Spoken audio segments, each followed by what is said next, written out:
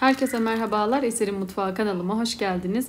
Bugün sizlere kat kat çıtır çıtır çok güzel bir şerbetli tatlı karakuş tatlısı tarifini hazırladım. Yapımı oldukça pratik ve çok az malzemeli. Dilerseniz hemen tarifimizin yapımına başlayalım.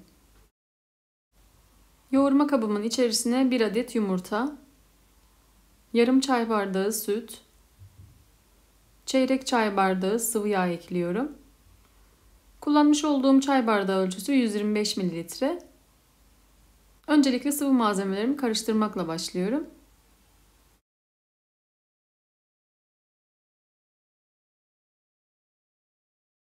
Sıvı malzemelerimi karıştırdıktan sonra unun yarısını ilave ediyorum. Ve üzerine 1 paket kabartma tozu ve çay kaşığının ucu ile tuz ekliyorum. Malzemelerimi spatula ile karıştırıyorum. Bu arada kanalıma ilk defa gelen arkadaşlar kanalıma abone olup destek verirlerse sevinirim. Tariflerimi görmesini istediğiniz arkadaşlarınızla paylaşabilirsiniz.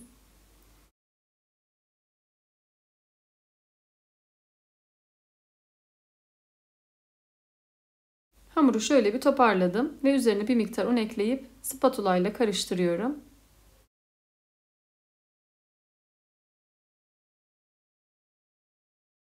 Ve artık spatulayı çıkarıp elle yoğurma işlemine geçiyorum. Bu tarif için toplamda 2 su bardağı un kullandım.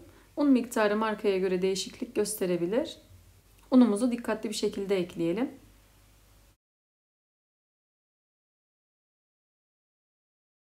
Hamuru iyice özleşene kadar 2-3 dakika boyunca iyice yoğurdum.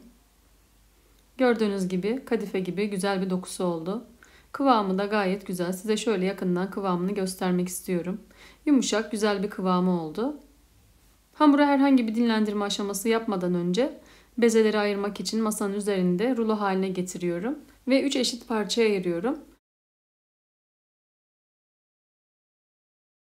Hamurları eşit büyüklükte ayarlayıp elimle yuvarlıyorum.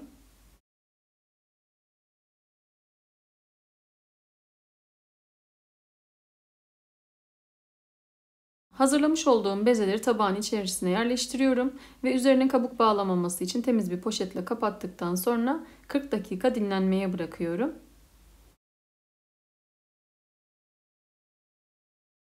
Hamurumuz kenarda dinlenirken şerbetini hazırlıyorum. Tencerenin içerisine 2 su bardağı şeker, 1,5 su bardağı su ve birkaç damla limon suyu ekledikten sonra şerbeti karıştırıp ocakta kaynamaya bırakıyorum. Şerbetiniz kaynadıktan sonra kısık ateşe alıp 10 dakika kaynatmanız yeterli. Kıvam bu şekilde olduktan sonra soğumaya bırakıyoruz. Tatlının iç harcı için 1 su bardağı dövülmüş cevizin içerisine 1 tatlı kaşığı şeker ve 1 çay kaşığı tarçın ekliyorum. Ve iç harcımı karıştırıyorum. Kullanacağımız iç harcımız hazır. Kenara alıyorum. 40 dakikanın sonunda hamurumuz dinlendi. Bu şekilde dinlendirdiğimiz için hamuru açması daha kolay olacaktır. Gördüğünüz gibi yumuşacık hamurumuz oldu. 1 adet bezeyi aldıktan sonra diğer ikisinin üzerini kapatıp kenara alıyorum. Ve ilk bezeyi nişasta ile açmaya başlıyorum. Nişasta olarak buğday nişastası veya mısır nişastası kullanılabilir. Tüm tariflerim gibi bu tarifimde de kullanmış olduğum malzeme listesini açıklama bölümüne ekliyorum. Kaçıran arkadaşlarımız videonun altındaki açıklama bölümünden malzeme listesine ulaşabilirler.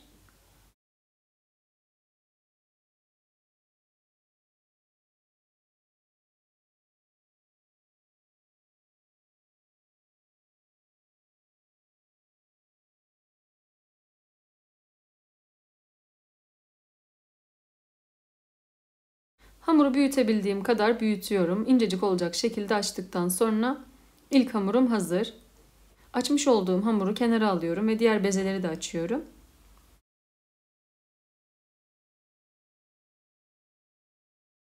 Tüm bezeleri açtıktan sonra ilk iki hamuru üst üste yerleştirip üzerine hazırlamış olduğum cevizli iç harcı serpiştiriyorum.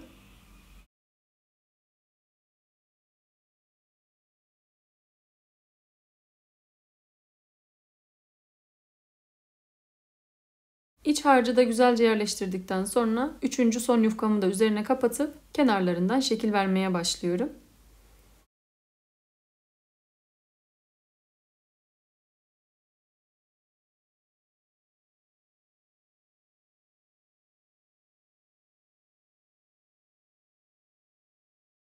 İki taraflı katladıktan sonra ortadan kesiyorum.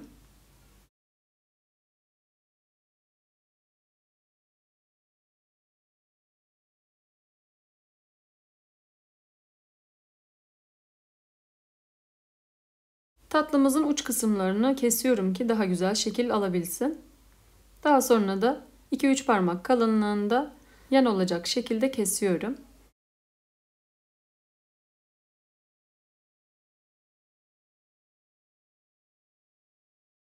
Gördüğünüz gibi tatlılarımız artık hazır. Hemen kızartma aşamasına geçiyorum.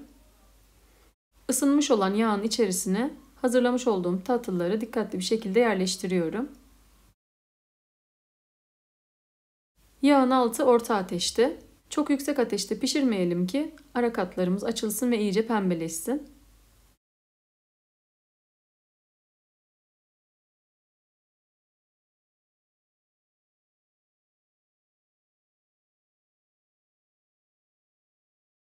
Tatlılarımızın alt katının bu şekilde kızarması yeterli. Hemen ters çeviriyorum.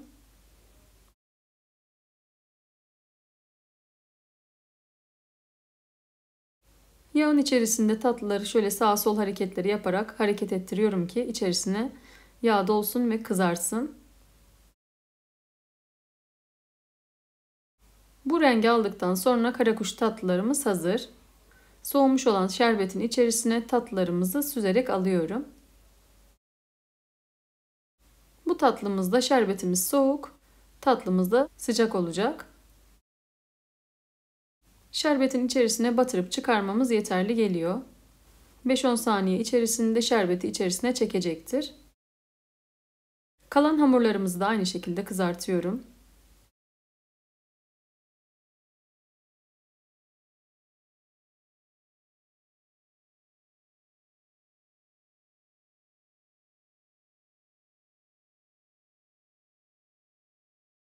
Karakuş tatlılarımız hazır. Gördüğünüz gibi çok güzel görünüyorlar. Hemen şöyle dikkatlice servis tabağıma alıp sizlerle iç dokusunu, çıtırtısını paylaşmak istiyorum. Gerçekten çok güzel oldular. İçerisi kat kat oldu. Sizler de belirtmiş olduğum püf noktalara dikkat ederek aynı kıvamı tutturabilirsiniz. Çıtır çıtır harika bir tatlı oldu.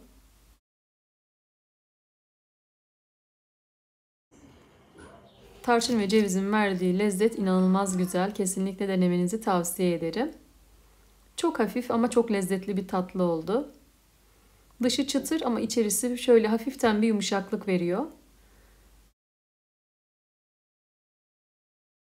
Kısa sürede şipşak yapabileceğiniz çok güzel bir tatlı oldu. Deneyecek olan arkadaşlar yorumlar kısmında düşüncelerini benimle paylaşabilirler. Deneyecek olan herkese şimdiden afiyet olsun. Bugünlük de bir lezzetli tarifin daha sonuna geldim. Umarım çok beğendiğiniz bir lezzet olmuştur. Tarifimi beğendiyseniz beğenmeyi, kanalıma hala abone değilseniz abone olmayı unutmayın lütfen. Tariflerimi görmesini istediğiniz arkadaşlarınızla paylaşabilirsiniz.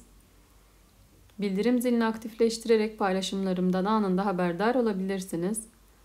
Farklı ve lezzetli tariflerde görüşmek üzere. Kendinize çok iyi bakın. Hoşça kalın.